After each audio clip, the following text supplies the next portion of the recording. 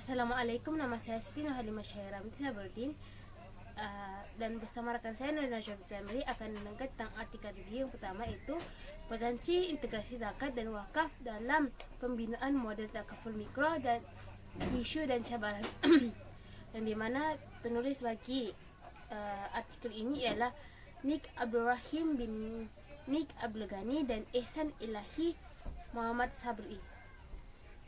Pengenaan kepada artikel ini adalah takaful mikro merupakan manifesti pelaksanaan rangkuman kewangan dalam negara yang dimana ia menjadi penyokong kepada pertumbuhan ekonomi negara serta memberi peluang kepada golongan B40 untuk mencarum takaful, yang dimana dengan adanya dana zakat dan wakaf yang menjadi dana alternatif untuk membantu golongan B40 yang dapat dikenali sebagai takaful mikro, yang dimana terdapat isu-isu yang dibincangkan. Terdapat dua bahagian isu yang dibincangkan, di mana bahagian pertama membincangkan tentang hukum dan pembagian dana zakat wakaf, manakala isu kedua membincangkan tentang prosedur dan pelaksanaan dana zakat dan wakaf untuk takaful mikro.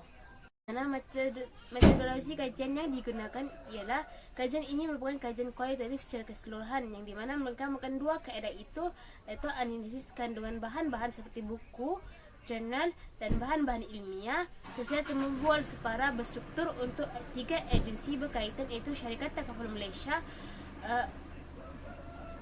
Jabatan Mufti Selangor dan Jabatan Mufti Wilayah Persekutuan, di mana terdapat tiga sampel untuk artikel ini ialah Bank Negara Malaysia, Syarikat Takaful dan Jabatan Mufti. Terusnya pembentangan seterusnya akan disambung oleh rakan saya, iaitu Nur Najwa binti Zamri. Terima kasih. Seterusnya saya akan sambung objektif artikel. Ia untuk menjelaskan potensi integrasi zakat dan wakaf bagi dijadikan sebagai dana dalam pembangunan mikro dan juga sebagai model takaful mikro, hukum dan pelaksanaan. Di samping mengkaji isu dan cabaran yang timbul dalam usaha menjadikan dana zakat dan wakaf sebagai salah satu sumber pembangunan takaful mikro, kita beralih kepada dapatan kajian. Ia mendapati bahawa terdapat 4% sahaja golongan B40 yang mempunyai perlindungan takaful disebabkan masalah faktor kewangan dan juga dari segi peningkatan kos sara hidup. Oleh itu, pengkaji mencadangkan perlunya integrasi zakat dan wakaf untuk model takaful mikro, yang di mana sumbangan modelnya bagi membantu dana pembangunan takaful mikro. Ringkasan daripada artikel review ini ialah takaful merupakan salah satu elemen penting yang dapat membantu seseorang individu atau isi rumah untuk menghadapi risiko-risiko yang tidak dijangka seperti kematian, kemalangan, sakit, kekangan kewangan dan sebagainya. Bank Negara Malaysia telah memperkenalkan polisi takaful mikro yang bertujuan untuk membantu golongan yang kurang berupaya dalam memiliki takaful. Seterusnya, di samping mengkaji isu dan juga cabaran yang timbul dalam usaha menjadikan dana zakat dan wakaf sebagai salah satu sumber pembangunan mikro, takaful mikro. Hujah daripada artikel ini kita dapati bahawa penulis menyatakan dana zakat dan dana wakaf amat penting demi menjayakan takaful mikro ini. Seterusnya, cadangannya bagi membolehkan integrasi dana zakat dan wakaf dalam pembangunan takaful mikro direalisasikan bagi keperluan setiap golongan.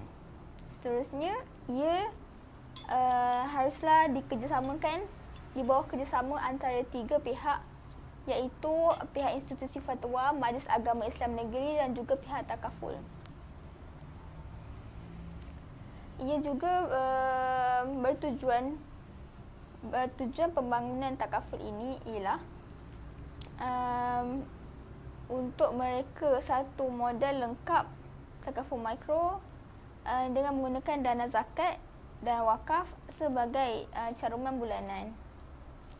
Dan akhir sekali ialah kesimpulan. Dan daripada artikel review ini, kita dapati bahawa integrasi zakat dan wakaf dilihat berpotensi dijadikan sebagai sumber dana bagi pembangunan takaful mikro. Jika ia benar-benar mampu dilaksanakan, pasti akan membawa kebaikan kepada setiap golongan yang memerlukan, khususnya golongan fakir dan miskin. Isu dan cabaran yang ada perlu dianalisiskan dan diselesaikan dengan sistematik dan berhemah supaya cadangan untuk menjadikan zakat dan wakaf sebagai dana pembangunan takaful benar-benar dapat dijayakan oleh pihak-pihak yang tertentu. Selain itu, kerajaan negeri juga perlu mengeluarkan fatwa khusus mengenai perkara ini bagi membolehkan pihak zakat dan wakaf melaksanakan integrasi dana zakat dan wakaf bagi pembangunan takaful. Selain itu, satu model integrasi dana zakat dan wakaf dalam pembangunan takaful mikro perlu dicipta bagi meyakinkan pihak yang berautoriti untuk melaksanakan perkara ini. Sekian daripada kami. Terima kasih. Bismillahirrahmanirrahim. Assalamualaikum warahmatullahi wabarakatuh. Nama saya Ahmad Syatibi bin Ashwali. Saya akan mereviewkan sebuah artikel yang bertajuk konsep atas iltizam bi at-tabarruk. Artikel ini ditulis oleh penulis Muhammad Kamil Ahmad. Sebagai pengenalan, Islam galakkan Islam terhadap pengurusan risiko ni adalah istilah insurans dan takaful, merupakan dua istilah yang sering didengari pada zaman ni. Dalam sebarang perbincangan berkaitan perlindungan dan pengurusan risiko, setiap individu sentiasa terdedah pada pelbagai jenis risiko dan kecelakaan yang boleh meniadakan impak buruk kepada diri, harta benda maupun keluarga dan tanggungan. Tiada khilaf bahawa kesejahteraan dan kehidupan yang tenang serta terjamin adalah matlamat yang mahu dicapai oleh setiap insan. Matlamat ini adalah satu matlamat yang mampu dicapai dengan amalan perpaduan dan saling membantu. Syariat Islam semenjak diturunkan merupakan syariat yang sentiasa memandang berat amalan perpaduan dan saling tolong-menolong dan bersatu padu di antara individu yang menjadi anggota dalam sebuah masyarakat. Objektif ini adalah menilai bagaimana konsep iltizam bit tabarruk ni sebagai asas kepada akad takaful Islam. Walaupun kebanyakan badan-badan berautoriti dan sebahagian besar sarjana Islam moden menjelaskan bahawa takaful merupakan amalan yang patuh syariah dalam menentukan, namun hakikatnya masih lagi terdapat perbezaan pendapat dalam menentukan apakah asas sebenar yang paling layak digunakan sebagai teras. Begitu juga secara umumnya kebanyakan pendapat bersetuju bahawa amalan takaful adalah berteraskan tabarruk ataupun al-iltizam bit tabarruk dan ta'awun, iaitu tolong-menolong. Namun kenyataan ini masih tidak selamat daripada pelbagai kritikan, kerana pada pandangan zahir amalan takaful banyak menyerupai amalan insurans konvensional daripada segi penjualan polisi perlindungan, pengurusan dana, dan juga hakikat bahawa operasi takaful juga melibatkan sebuah entiti perniagaan yang bertujuan mengaut keuntungan. Selain itu, ada juga persoalan yang dilontarkan, adakah takaful benar-benar akad tabarruk ataupun realitinya ia adalah muawadah. Ini memandangkan dari segi intipatinya, takaful merupakan pemeteraian akad di antara dua pihak yang mana peserta takaful pada hakikatnya tidak akan membuat komitmen untuk membayar wang caruman takaful, melainkan dengan syarat bahawa dia akan dibayar pampasan sekiranya risiko yang dilindungi berlaku ke atasnya. Pada zahirnya, ini adalah perbuatan menderma atau komitmen untuk menderma yang dibalas dengan komitmen lain untuk menderma kembali kepada penderma pertama, atau balasan lain dalam bentuk material atau maknawi seperti perlindungan dan sebagainya. Selain itu, isu yang dibincangkan adalah seperti yang saya katakan sebelum ini.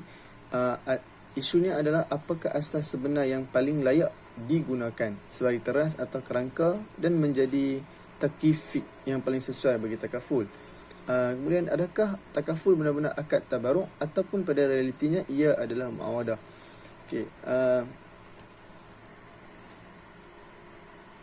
Okey, sampel yang digunakan adalah dana takaful atau kumpulan wang takaful, iaitu sebuah entiti yang diwujudkan bagi tujuan mengumpul dan mengurus cawangan peserta takaful, dan ia diselenggarakan oleh pengendali takaful. Okay, dana takaful ini seterusnya akan digunakan untuk membayar pampasan sebagai ganti rugi ke atas kemudaratan yang menimpa salah seorang peserta yang mencarum akibat berlakunya kecelakaan yang dilindungi berdasarkan perjanjian yang dimeterai. Okay, metodologinya adalah tunjang utama yang menjadi dasar pada sistem takaful ialah konsep i'tizam bil tabarruk, di mana setiap peserta membuat komitmen untuk saling menderma bagi maslahat semua ahli yang menyertai pakatan yang dimeterai. Okay, inilah unsur utama yang membezakan antara takaful Islam dengan insurans konvensional yang berpaksikan konsep muawiyah ma'aliyah, iaitu tukaran harta dengan matlamat untuk menghasilkan keuntungan. Bagi dapatan kajian, kajian telah mendapati bahawa ramai sarjana serta pengkaji Islam bersetuju dalam pandangan ini, walaupun mereka berbeza-beza pandangan dalam periktirafan sama ada makna ataupun sifat muawalah ini wujud ataupun tidak dalam akad iltizam bitabarruk yang menjadi teras kepada takaful Islamiyyin. Manakala bagi cadangan, sarjana Islam telah pun mengharuskan amalan takaful dengan mengharuskan amalan takaful serta sepakat bahawa sifat muawalah yang dilihat wujud dalam masalah ini pada hakikatnya tidak termasuk dalam bab muawalah maliyah semata-mata ataupun tabarruk semata-mata, tetapi ia tergolong dalam jenis tabarruat yang mempunyai dua sifat, iaitu sifat muawalah dan juga sifat tabarruat. Namun unsur tabarruk dan ta'awun, iaitu saling membantu dalam akad, adalah lebih jelas dan juga dominan. Manakala ringkasan bagi topik ini ialah gambaran di atas bukanlah satu gambaran bagi akad tabarruk, kerana tabarruk ialah akad yang bersifat unilateral yang hanya melibatkan sebelah pihak sahaja tanpa memerlukan komitmen ataupun persetujuan lain yang berbentuk timbal balas daripada pihak kedua. Manakala konsep tabarruk dan tolong-menolong yang berlaku dalam takaful sebagaimana yang diperhatikan, takaful terbina di atas asas yang saya bertabarruk kepada kamu dan dengan syarat kamu bertabarruk kembali kepada saya, yang pada zahirnya merupakan dua tabarruk, iaitu persepakatan untuk bertabarruk dan saling berbalas dengan syarat.